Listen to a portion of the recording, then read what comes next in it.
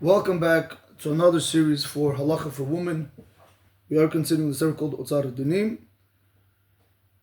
We are already, Baruch Hashem, on Halacha number 21. Today's Halachot are going to speak about when are we required to wash our hands, specifically with water. Elu devarim shetzrichim nitzilat yadayim b'mayim. These things require you to wash your hands with water. Hakam mimitato, one who wakes up from his bed. Now, when we say over here, when you wake up from your bed, meaning when you wake up, it doesn't necessarily mean when you wake up in the morning. Even if, let's say, a person went to sleep on his bed during the day to take a nap, when you're going to wake up, we're going to want you to go ahead and wash your hands with water. Hayotze mi beit hakiseh, if a person went into the bathroom and then he came out from the bathroom, even though he did not take care of his needs, he didn't use the facility at all, we're going to tell you, you have to wash your hands with water. Also, when you're dealing with a public bathhouse, a person went to a banya, right? A men's banya or a woman's banya, you went inside there, we're not going to require you to wash unless you actually showered there. If you showered there, then we're going to tell you, you have to wash your hands with water. However, he says, Avala yutze mecheder ha'ambatye v'lo yitrechet sham, en tzarich litol yadav. But if you have a shower room and you did not shower there, you just went inside and you came out, you don't have to wash your hand. I just want to make something clear. Some people have in their houses, they have a restroom without the shower room. Some people have shower room with the restroom. So Rav Yitzchak Yosef Shlotai is speaking about two separate concepts. If you walk into a restroom, even though there's a shower room, when you come out, even though you didn't take care of your needs, meaning you didn't use the facility, you still have to go ahead and wash your hands with water because the restroom is there. But if you walk into a shower room where there's no restroom, just to walk in there and come out, we're not going to require you to wash your hands unless you showered. If you showered, then we're going to tell you, you need to go ahead and wash your hands with water. Continues Rav Yitzchak Yosef Shlomo, and he says, what happens if you went ahead and you cut your nails? If you cut your nails, you have to go ahead and wash your hands with water. If you took off your shoes, and when you say you took off your shoes, it's speaking about specifically if you took off your shoes with your hands, not with your feet. Meaning you had to touch the shoe in order for the halacha to require you to wash your hands with water. But again, if you did not touch it, you just took it off with your foot, the halach is not going to require you to wash your hands with water. What happens if a person just touches his feet? We're going to require him to wash his hands. A person washes his head, we're going to require you to wash your hands with water. If a person had to attend a cemetery and he walked amongst the dead, he has to go ahead and wash his hands with water. If somebody went ahead and he touched a dead person, in that halacha also we're going to tell you, you need to go ahead and wash your hands with water. If you have a person that he's cleaning a garment because he wants to get rid of lice, we're going to tell you that even though you didn't touch no lice, since you were cleaning the garment to remove the lice, you have to go ahead and wash your hands with water. This halach is very important. When a person has relations with their spouse, they both need to wash their hands with water. If somebody touched a lice or a louse or a bug, you have to go ahead and wash your hands with water. If you touched any place of your body where originally it's covered, we're going to require you to wash your hands with water. Now I want to just show you something. If I'm sitting like this now and I decide to take, since my shirt is like this, so let's just say for argument's sake, if I had to take my finger and I would have to go inside of it and just to scratch it from the inside, even though you might think it's not dirty, why is it dirty? Am I doing something?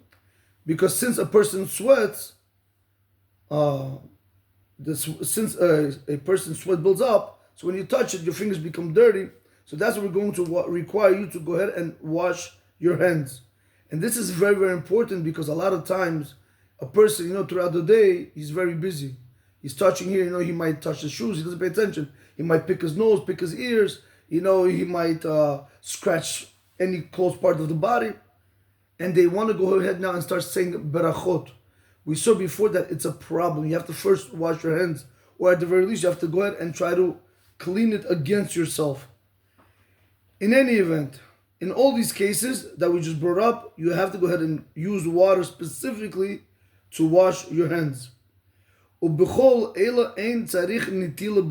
all of these cases, we do not require you to use a utensil. And so too,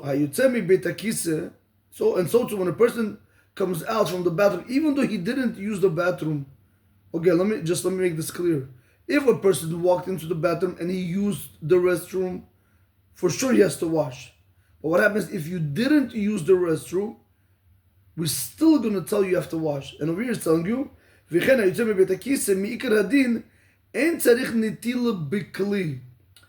right? When a person goes into the bathroom, even though when he comes out, we're going to tell you that halachically speaking, according to the letter of the law, you don't have to wash your hands with a utensil. Ela, rather, but rather, what are we going to tell you? You're allowed to go ahead and wash your hands underneath the faucet 3 times back to back. So if the faucet is running with water, 1, 2, 3, 4, 5, 6. That's how you're going to wash it, he says. So one more time, right? Even though halachically we don't require you to use the utensil, nevertheless, you have to go ahead and do that procedure of going back and forth with your hands 6 times. And whether you're a woman, whether you are a man, the laws are equal. I just want to read for you guys how important it is to wash our hands, especially for the men. The Shulchan Aruch in Siman Daled, in Halacha Yud Chet. Just 1 second. Yeah, Siman Daled Halacha Yud Chet. That's chapter 4, law number 18. You guys can look it up. He says over here, the Shulchan Aruch Paskins, what happens if a person doesn't wash his hands? Right? We require you to wash your hands with water. What happens if you don't want to wash your hands? I don't know. You were with your wife or with your husband, or you touch your leg, you don't go ahead and you don't wash your hands. Or you went into the bathroom, you don't want to wash your hands. Is that a very big issue or not? So the Shulchan Aruch, which is Rabbi Yosef Karo, he says it like this. Umi shasa achat mikol elu. If you did any one of these things that we just mentioned, velo natal, and you did not wash your hands, im talmid chacham hu, if you are a talmid chacham, if you are a student that learns Torah, talmudu mishtakeach, you're going to forget you're learning Torah.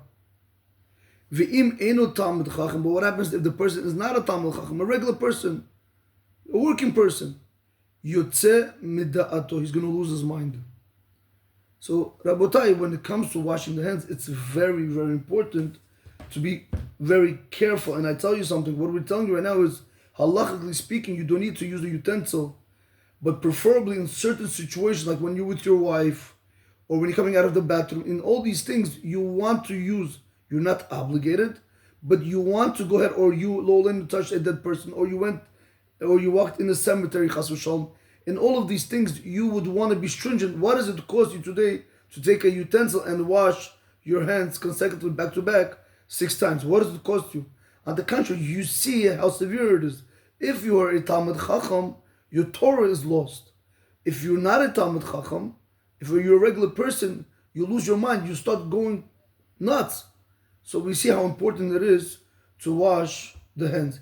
And this is why it's much more important even to be careful with our children, even though the halacha doesn't require, because you have to remember, we always want to try to add kiddusha and tohara in our children. We want to always add holiness and purity, and this is one of the ways that if you do Rabotai, you will see miracles with children and even with yourselves Have a blessed day.